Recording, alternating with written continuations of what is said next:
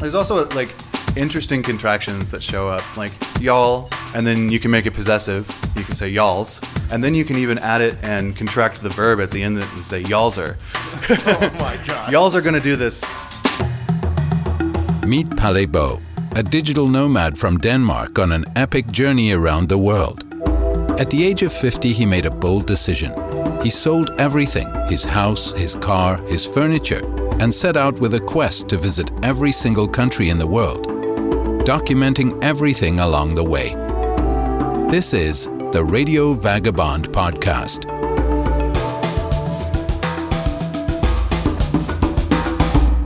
We're in Rio, and I'm here with my new friend Martin. We met on the cruise, but it wasn't until we came to Rio that we really got to know each other, and we've been hanging out a lot. It's so funny that you're on a boat for 2 weeks with somebody and you don't really speak that much, and then It's kind of a strange thing. There's been a different group of friends that I've met from the boat than from after the boat, and there's been some people that have carried through. But you have different opportunities to meet people and interact with them in different circumstances. So, you're one of those people that I've gotten to know since being in Brazil, since being in Rio specifically, I think, compared to being on a boat with 500 people, where I think we maybe interacted once, probably outside the cafeteria somewhere. I don't even remember. Maybe. You're so forgettable. On the boat, maybe, yeah. On the boat, but in Rio, not so much. As a digital nomad, this guy is different than the most of us, as you will get to hear in this episode. He is in no way forgettable. That was just a joke.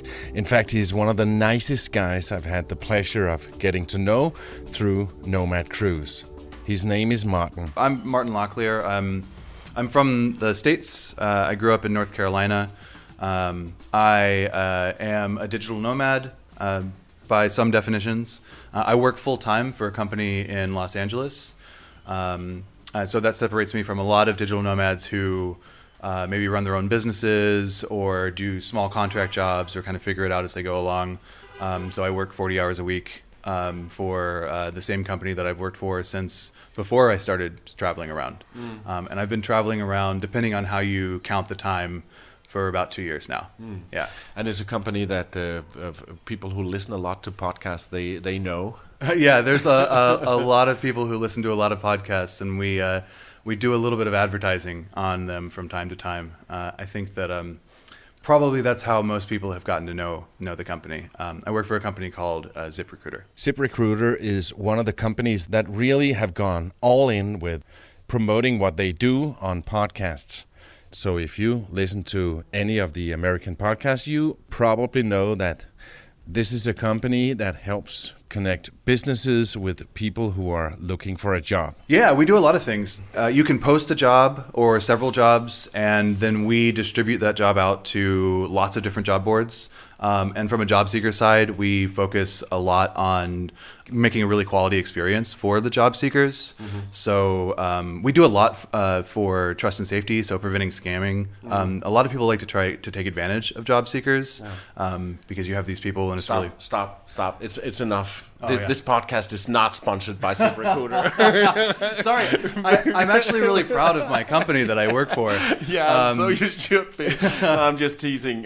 What's your role in the company? I work on a team called Marketplace. We work on what is essentially the distribution of jobs and how that is controlled. So you can sign up and be a partner for ZipRecruiter, and then we will pay you to host our jobs, and then we can, on the other side of that, you can interact with ZipRecruiter, and we will distribute your jobs out there. And I actually work specifically on doing a lot of refactoring on the code. So when you're a company that grows as fast as we have, you end up with a lot of shortcuts that were taken 8 years ago. 5 years ago.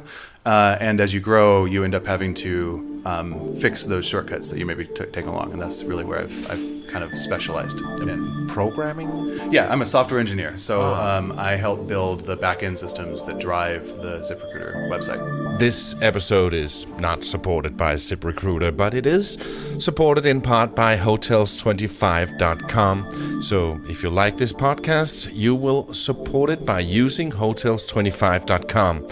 And why wouldn't you? Because it saves you both time and money.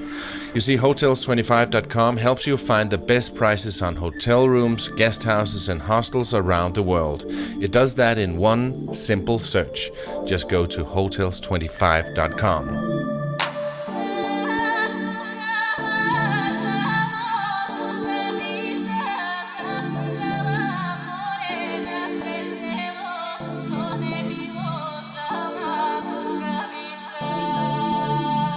With this job, Martin can work anywhere. It allows him to be a digital nomad. But this is not super common for employees in ZipRecruiter. No, as far as I know, I was the first. There are now maybe a couple of other people that do a little bit of traveling. And actually, there's a lot of people at the company do a lot of traveling. But I think that I'm the only one who has gone fully nomadic and doesn't have a home base exactly, right? So I don't have a house anywhere. I have a storage unit in Santa Monica that I haven't visited in 2 years and is now draining my bank account slowly for stuff that's not even worth the rental fee. You end up having paid more for the storage than it's worth in there. Yeah, so I moved to Los Angeles from St. Louis, where I was working for Boeing before that. And when I moved to Los Angeles, I was intending to live permanently in Los Angeles. And I got the storage unit to put my stuff in while I kind of like got on my feet there.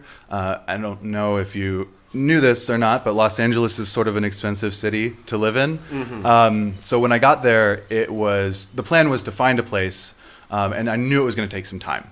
So I put everything in storage, planning on just finding a place after a month or two of looking, finding the right place. And then you hauling it out there. And then, yeah, it was quite a trek.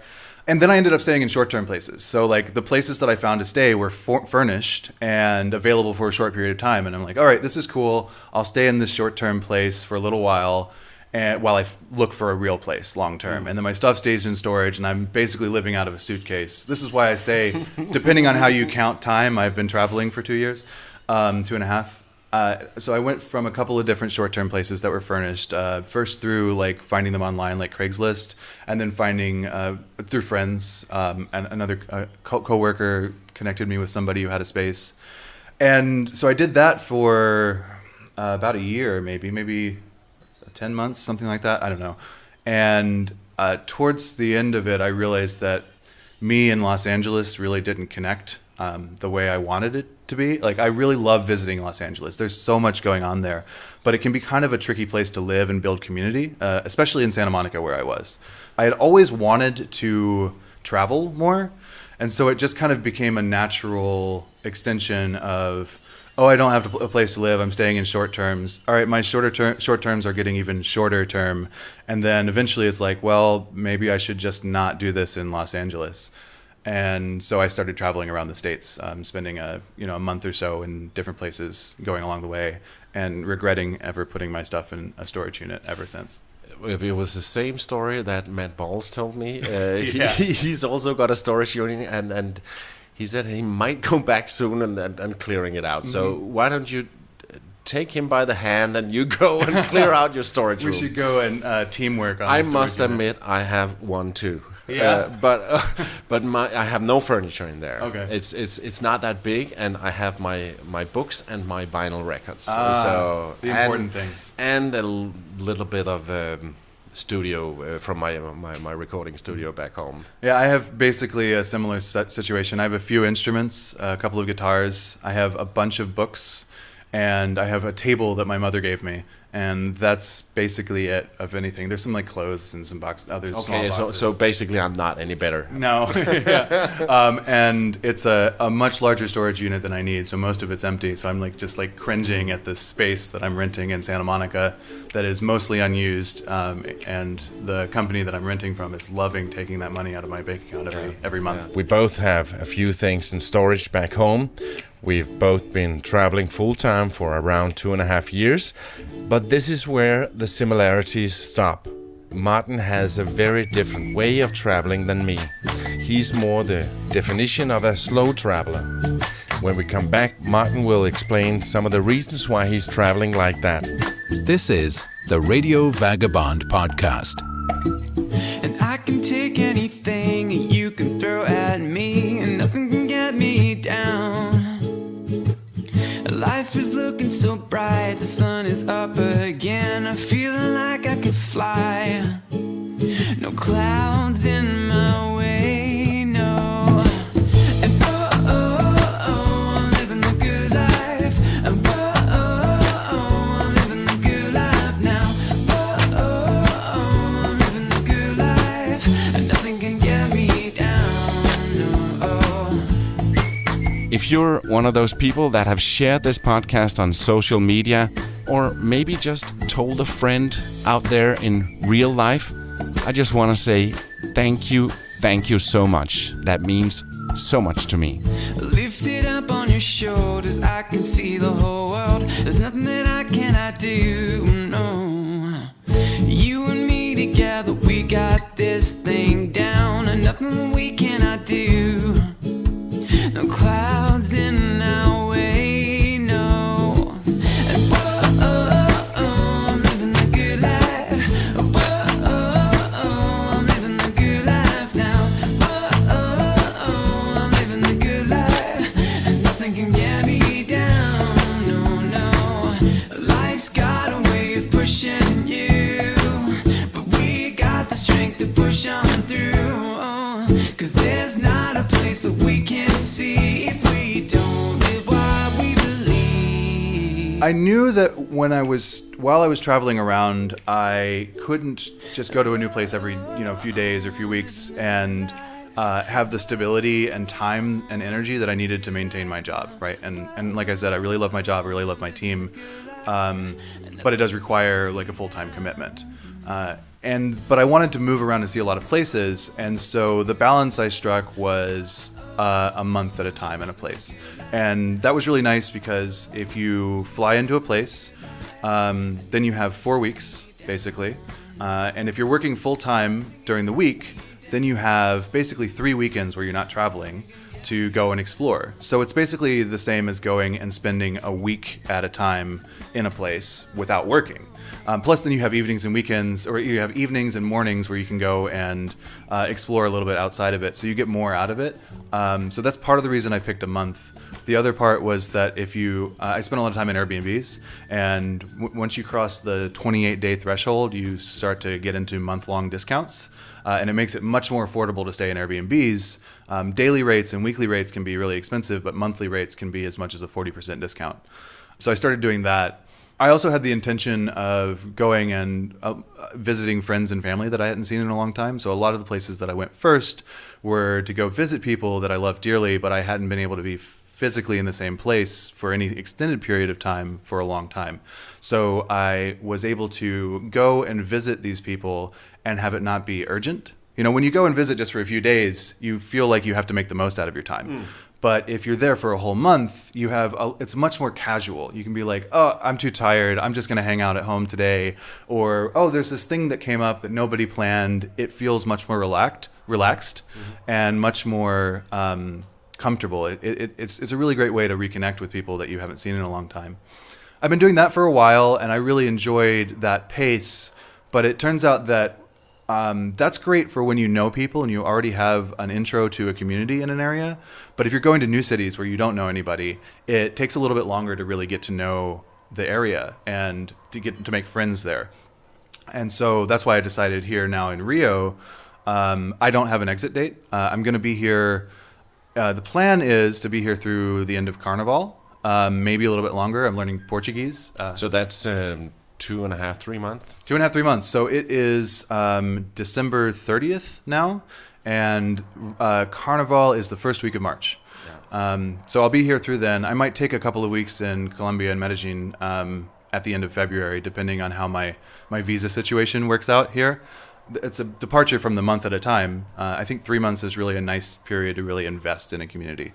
I've already made some friends here. I'm looking forward to it. I have a great apartment that we're sitting in right now. Yeah, and we spent Christmas Eve here. Christmas Eve with a bunch of people. It was awesome. It was one of the reasons I was looking for an apartment like this, so that I could bring people together. And that was just a really great time. I was really pleased with that situation. Yeah, we were 15 people. Maybe. At some point, we were maybe more. It might have been more, yeah. Some people filtered in and out. I think I scared my landlord when he found out that I was having a gathering there, and I had to go no, it's only going to be a few people. It's not. And going to be 100. They're super nice, and we're not going to trash the place. No, it was great actually. The nice thing about throwing parties with adults is that they clean up after themselves. So by the end of the night, the place was practically clean. I just had to do some dishes the next morning, but I woke up the next morning expecting things everywhere, and I'm the table was clear, the dishes are clean, most of them. Most things are picked up. And then everybody brought too much food and alcohol. So now I have a year's worth of food and alcohol to go through. And actually, I remember that you went to bed before we left. Yeah. I'm usually an early to bed person. So I think we hit about midnight or 1, and I was like, all right, I'm done. Y'all can do your thing, and just, wake me up if you need me. Yeah. Yeah. I don't know if you noticed it, but Martin said, y'all. Y'all can do your thing. That was his North Carolina accent coming through. Yeah, I do have a little bit of an accent that shows up. And some of my phrasing definitely comes out of North Carolina. When I was in North Carolina and more in the deep south, I heard myself, I'd been there so long, I heard myself at some point, I don't know where it came from, but when I left the supermarket, I said, have a good one. I thought, where did that come from? That's not something for a Danish guy to say, but it's there's a lot of it that comes out when you're around people who are speaking with this accent and these cadences. The more I'm around people from where I grew up, the more it comes out. I actually really fought the Southern accent for a long time, so most of my accent has shown up more as an adult. Especially y'all. I never said y'all. But it's a useful word, right? In English, we don't have a second person plural to use. So we can say you, and that can mean a person or a bunch of people. But if you say y'all, it's much more inclusive, and it brings people together, I think is a really nice thing about it. Yeah, and also I spent quite a bit of time the last couple of years in the US, and some people told me, are you trying to sound American in my English accent? And I said, hell no. No. Why do you say that? No, I don't. But I guess it rubs off having spent so much time in the US. There's also interesting contractions that show up. Y'all, it's a contraction of y'all, you all. And then you can make it possessive. You can say y'alls. And then you get 2 apostrophe there. And you say you alls, plural. And then you can even add it and contract the verb at the end and say y'alls're. Oh my God. Y'alls are going to do this now. Or, y'all, you have these plates, I have these plates, you have those plates, and y'alls are going to get clean first. And speaking of language, you mentioned it briefly before. You're studying Portuguese now. Yeah, so I'm taking classes at a school called Fala Brazil. I found this school through a friend of ours, Tarek, who knows the woman who owns and runs it, Marcelli. She's another digital nomad. She met, I guess, Tarek at DNX. Is that the thing? Yeah. The Nomad conference. I haven't been to it, so it's a German thing. I've never been to it either. Gotcha. And she's a previous Nomad cruiser as well. So we're all kind of connected by this community of digital nomads and the Nomad cruise. And so I went and took a trial class. I really liked it, and so I'm doing that 3 days a week. I'm really trying to. I've never spoken another language, conversationally. I studied Russian for 3 years. I studied French for 3 years, and I've never been able to hold a conversation in another language. And so I'm really, really trying while I'm here and surrounded by Portuguese and surrounded by all of these really amazing, really inviting people here in Brazil to get to a point where I'm conversational in another language. Yeah. And I've been hanging out with you, and I'm really, really impressed how much of an effort you put into it. I try to pick up a few words here and there, and I can do obrigado and a few more. Yeah. But that's about it. Yeah, it's interesting. So I've been trying to pick different contexts to really invest in. So like buying things, right? I'm not conversational. I don't know most of the grammar, but I can do most interchanges at a store where I'm buying something, or if I'm in a taxi, like useful things. So like I'm in a taxi and I need to tell the taxi where I'm going, or we'll get to the general neighborhood and then I need to give directions, or I'm walking down the street and I need to know where to go, and I can ask somebody and I can usually sort of understand what they're saying when they give me directions. So I just practice those sets of phrases, and then people are really impressed when I'm like, onde fica metro, and I then interact with somebody, and it sounds like I actually know what I'm talking about when I'm really just faking the whole thing. Yeah. Here in Rio, right now, more and more Nomad cruisers are coming in for the New Year's party tomorrow, and I think we're about 80 that were on the cruise that are signed up on the Facebook event for the New Year's Eve thing at Copacabana tomorrow night. Yeah. So a lot of Nomad cruises are here, so you got kind of the community now, but at some point we're all gonna disappear and you're gonna stay. So are you going to feel lonely, or have you built your own community now? So I have a little bit of community of people that are here. There's some people from the Nomad cruise that are local, right? So they live here. I'm staying with a couple of them right now. Yeah, and then there's some people from the Nomad cruise that are also going to stay longer. I have met a few people who live here, not many, but I'm hoping to broaden that community. But I'm actually, so like, I've been part of this Nomad cruise bubble for more than a month now. Yeah. I think we left Barcelona on the 19th of November. 19th of November. So it's been almost a month and a half then, right? Yeah. Which has been really nice to be able to travel with people and have this community of travelers. But I we showed up in Recife in Brazil, and then I went to Porto de Galinhas, and I think probably like 200, 300 people went there. So I'm in this small Brazilian town in a country and a continent that I've never been in before, and I can't walk a whole block without running into 4 or 5 people that I already know. So I'm actually looking forward to the fact that like in a few weeks, almost everybody's going to be gone. You can't wait for us to leave. That's right. Yeah. Well, then I can get that fear back, Right now, like I always know that there's going to be somebody around, there's going to be something going on. But a month from now, when there's only a few people around, and I am in the middle of a community that I've never been in before, I don't speak the language, or maybe I'll speak a little bit more of it at that time, and I don't know how to handle some situation, I'll have that like anxious fear of just having to figure out how to make it work. Whereas here, everything's just been easy. Like I show up and there's already instructions for how to get a SIM card figured out. I know where to stay. I've made connections to people who, that's how I found this apartment, was via friends that I've made. So everything's been a little bit easy, and well, actually, it's kind of the same for me. In a few days, I'm going to leave Rio, so it's going to be back to normal for me, traveling, and I'm also looking forward to that. It's been super nice having all these wonderful people around us, but it's I also want to do something else. Yeah, it's been a great bubble, but I'm looking forward to back doing that solo travel thing again. It's definitely a different experience and a really nice experience to have all of these people around, but it's very different from traveling by yourself. And I think that there's some kind of correct balance. Yeah. When I went on the Nomad cruise, which is where we originally met, I had been traveling by myself for a while, and so I was looking to specifically broaden my community of travelers. I wanted to meet people that were also traveling, not just people who were traveling occasionally or people who were not traveling and were just locals. I wanted to meet other people that were traveling so that I could have a Nomad community. And I feel like I've really accomplished that. Yeah. I probably, there were 500 people on the boat. And now through Facebook groups, I'm connected to even more from previous cruises. So I can always go out and say, who's in Bogota right now? Who's in Tel Aviv? You know, who's in Chiang Mai? And from the cruise, I probably have 100 people that I know by name, and maybe 30 or 40 people that I consider really closer friends now, which is amazing for like 2 weeks on a boat, right?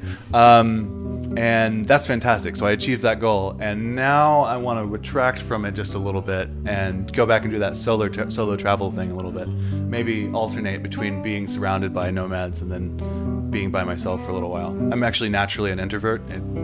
Really? Yeah, people don't believe this about me, but I'm a practiced introvert, I guess you could say that. I definitely need my own space from time to time. Yeah.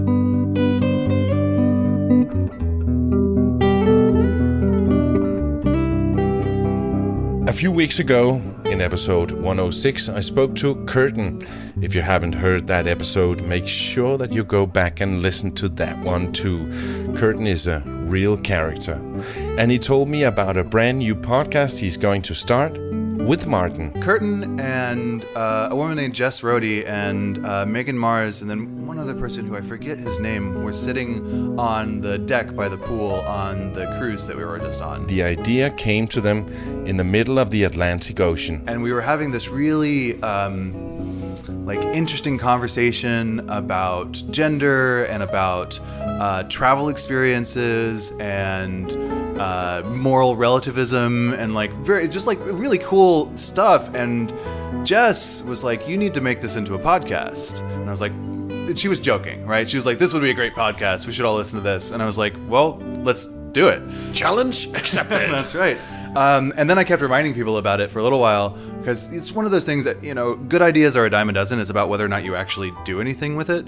And I honestly didn't expect it to go anywhere until we got to Puerto de Galinas, and Curtin showed up at my hostel with a podcast mic and a laptop and was like, let's start recording things.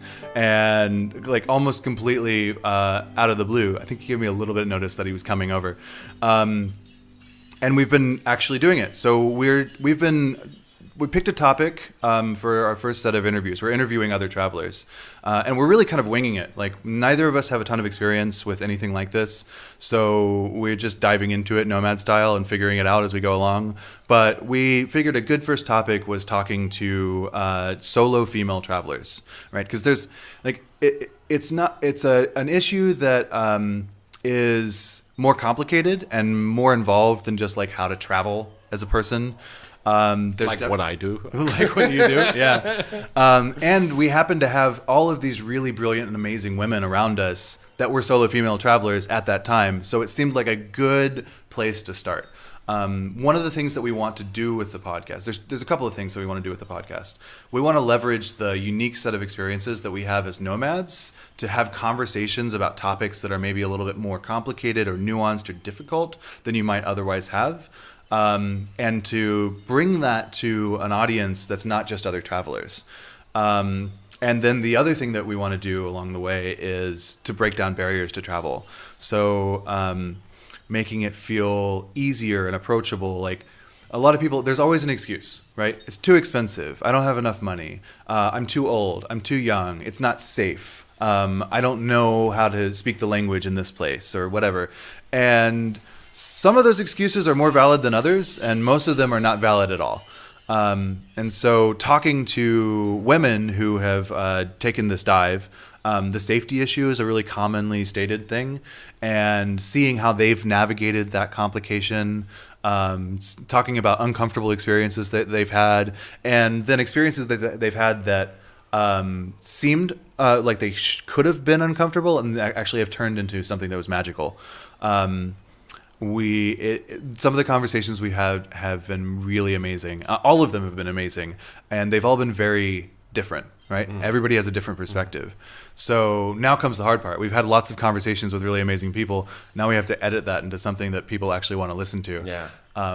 So and at the moment you're just doing some episodes, and then at some point you will launch. And I mentioned that on the episode with the Curtin that people can follow when it's going to come out on americarex.com, Curtin's website. So, but it's going to be there. Do you know what the podcast is going to be called? We're going with the Fulcrum podcast. The Fulcrum. So a fulcrum is the little piece that you put underneath a lever or a bar so that you can make the leverage actually happen. So if you imagine a lever being a bar and then a rock, the fulcrum is the rock there. And the fulcrum is what gives you that mechanical advantage. It doesn't actually do any work itself, right?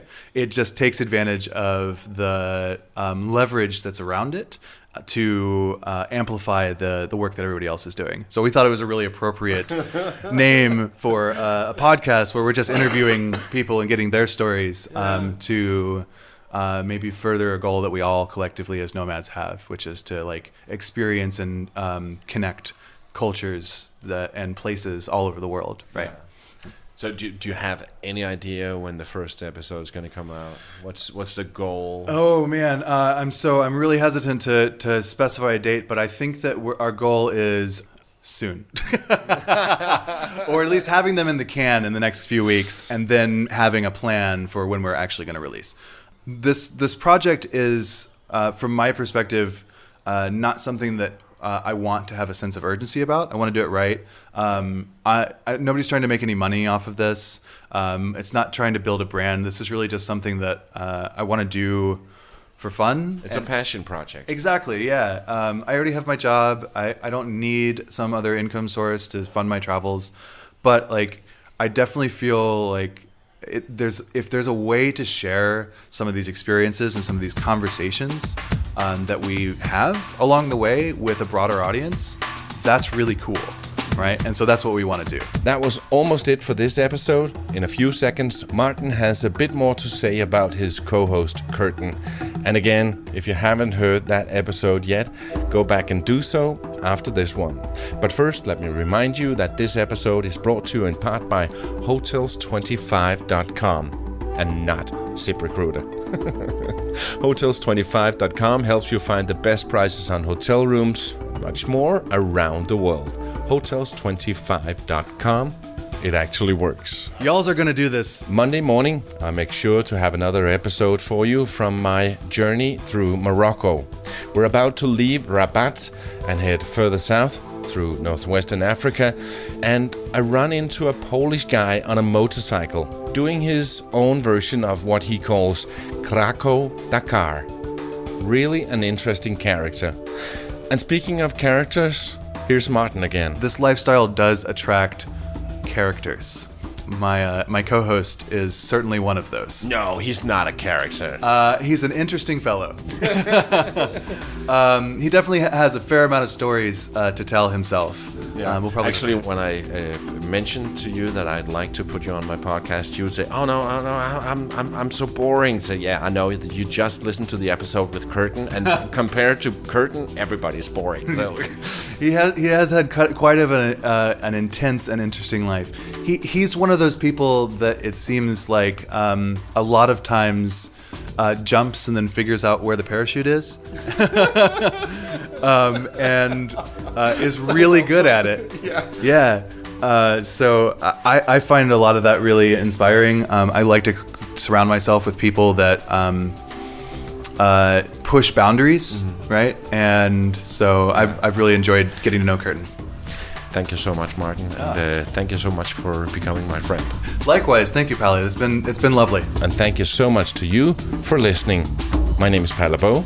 See you Monday morning.